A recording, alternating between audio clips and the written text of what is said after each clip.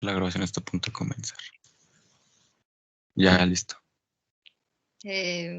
Hola, a nosotros nos tocó el sistema nervioso motor. Los integrantes del equipo es Alejandro Méndez Ciramba, Teresita Mansur Tapia, Juan Ochoa Baltazar y su servidora Jocelyn López García. Empecemos con la definición del sistema motor. Es un conjunto de estructuras cerebrales y periféricas en el sistema nervioso central que se encarga del movimiento. Traduce las señales nerviosas a fuerza contráctil en los músculos, guía de la información sensorial, que puede ser visual, propioceptiva, vestibular, etc. Los componentes se dividen en dos partes. Es la organización jerárquica y la organización en paralelo. La jerárquica se divide en corteza motoras, tronco encefálico, médula espinal y en paralelo es el cerebelo y los ganglios basales.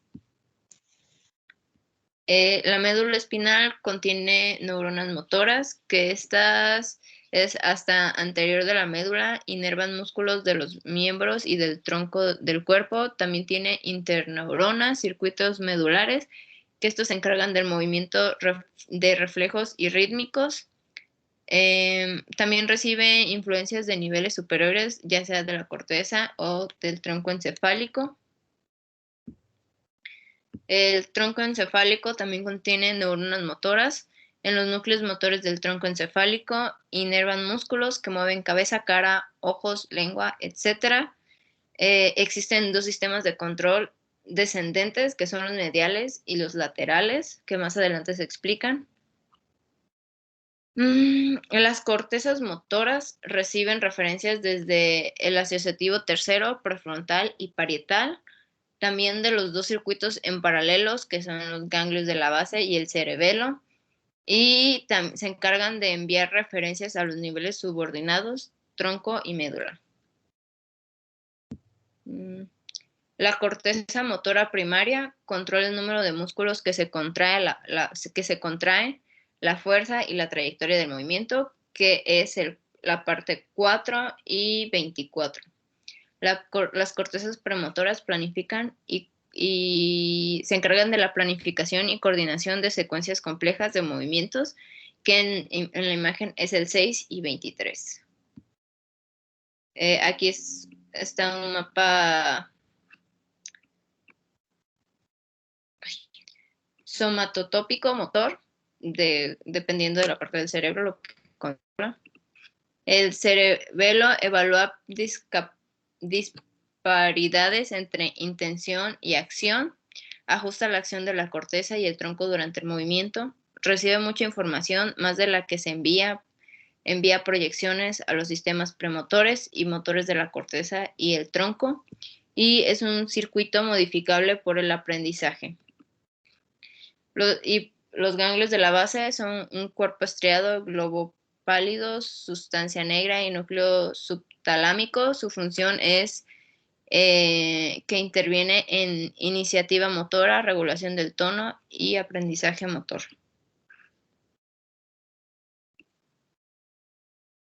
Fisiología del tono muscular.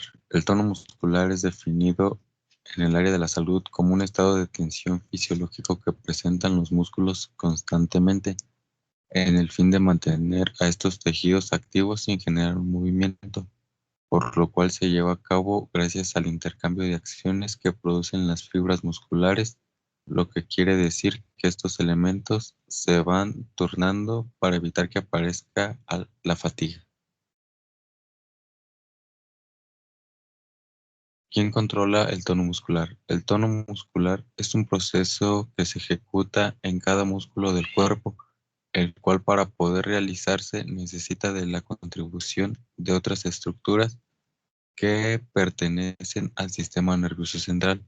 Esas estructuras reguladoras son las vías descendientes que pertenecen a la médula espinal, el cerebelo, los ganglios basales y la corteza motora. ¿Cómo se clasifica el tono muscular? Cuando el tono muscular se encuentra sin ninguna alteración, encontramos que presenta ciertas características al momento de su evaluación, pero cuando alguna de las estructuras que lo regulan se afecta, se podría diferenciar y clasificar en los siguientes tipos. Hipertonía se refiere al aumento de fibras contraídas en el músculo y de acuerdo a su fisiología se divide en espasticidad y rigidez. Hipotonía indica una disminución en las fibras contraídas. Distonía se presenta cuando no hay fibras contraídas, por lo cual se generan mecanismos en los cuales se contraen las fibras de manera involuntaria y repetitiva. Paritonía también entra dentro de la clasificación, pero es más conocido como un indicativo de lesión en el lóbulo frontal.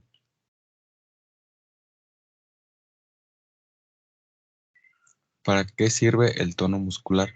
El tono muscular, también conocido como tensión muscular residual o tono, es la contracción parcial, pasiva y continua de los músculos. Ayuda a mantener la postura y suele decrecer durante la fase REM del sueño. Posturas y equilibrio.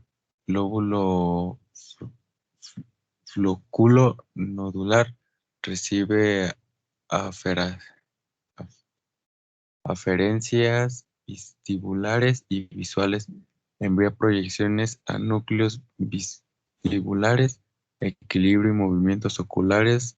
La lesión altera equilibrio, posición erecta y marcha, movimientos oculares, rotaciones de cabeza.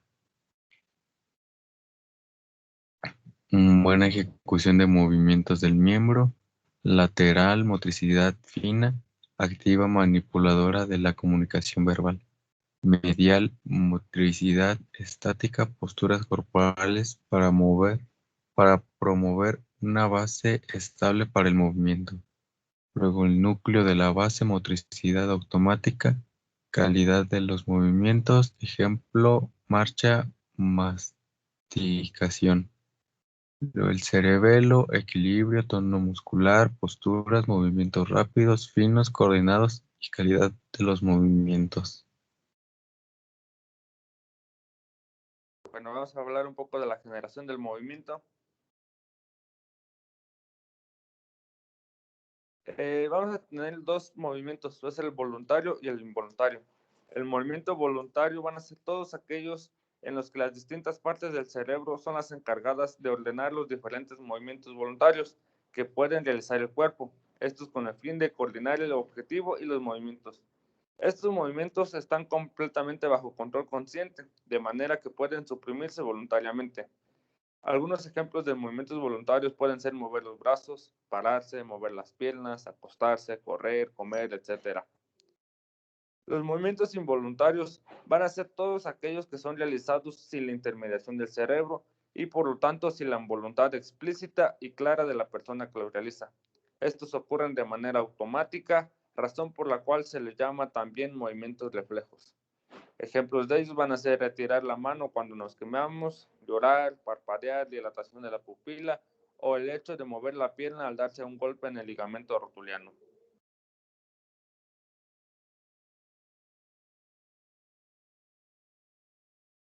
Bien, como vimos los movimientos voluntarios, estos van a ser órdenes del cerebro y los movimientos involuntarios o reflejos van a ser órdenes principalmente del bulbo raquídeo y de la médula espinal.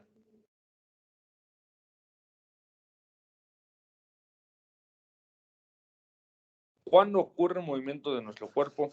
Un movimiento se produce cuando llega un impulso nervioso al músculo. Este se contrae y tira del hueso. Al tirar de los huesos se produce el desplazamiento de un miembro del cuerpo o de todo el cuerpo. Por un movimiento voluntario de nuestro cuerpo se da cuando nuestros sentidos captan un estímulo del entorno y el sistema nervioso transmite la información al cerebro. Este se procesa la información y se elabora una respuesta en el lóbulo frontal del cerebro.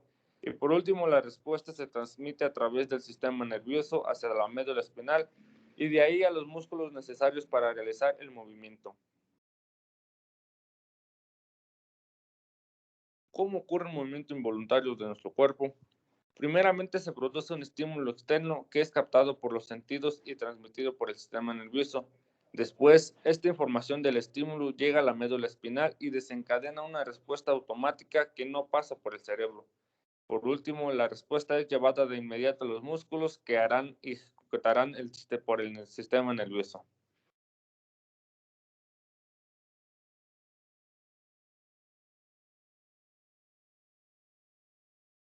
Bueno, como pueden ver, una imagen de cómo percibimos las cosas. En los actos involuntarios o reflejos podemos ver que los receptores de la piel detectan el estímulo, que en este caso sería un pinchazo, y envían la señal hasta la médula espinal. Como segundo paso, tenemos que la médula espinal interpreta el impulso y envía la señal inmediata al músculo para que éste levante el pie en menos de un segundo. En los actos voluntarios podemos ver en este ejemplo que los ojos captan el estímulo de la pelota y envían la señal de la imagen al cerebro. Después, el cerebro interpreta la imagen y la une con recuerdos para elaborar una respuesta. Después, el cerebro enviará esas señales a través de la médula espinal a nuestro brazo para mover los músculos y atrapar la pelota. Y es como funcionan estos actos voluntarios e involuntarios. ¿Qué estructuras cerebrales intervenirán en el movimiento?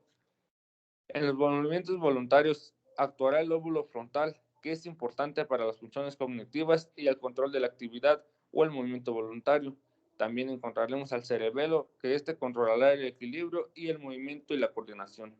En los movimientos involuntarios encontraremos principalmente la médula espinal, el bulbo raquídeo y el tronco encefálico.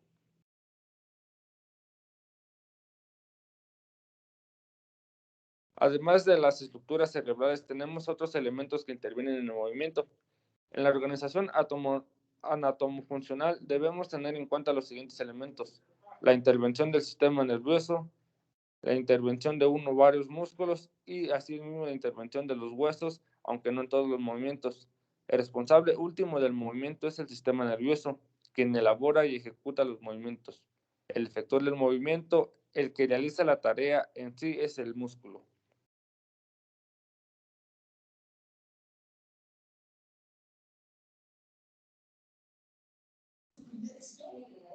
Yo les voy a hablar sobre la fisiología de la contracción de los músculos voluntarios. Primero que nada, pues tenemos que tener es la voluntad de nuestro cuerpo. Después es la corteza cerebral, que nos va a dar la orden de la contracción muscular.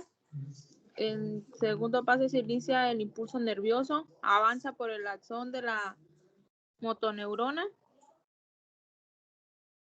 Después se va a desencadenar la liberación de acetilcolina, haciendo sinapsis entre dos motoneuronas. En el cuarto paso se va a abrir los canales para que entre el sodio a la célula. Después despolarizará la membrana plástica potencial de acción y se va a liberar el calcio. Este va a enviar el impulso nervioso al nervio periférico motor y va a ejecutar la contracción muscular.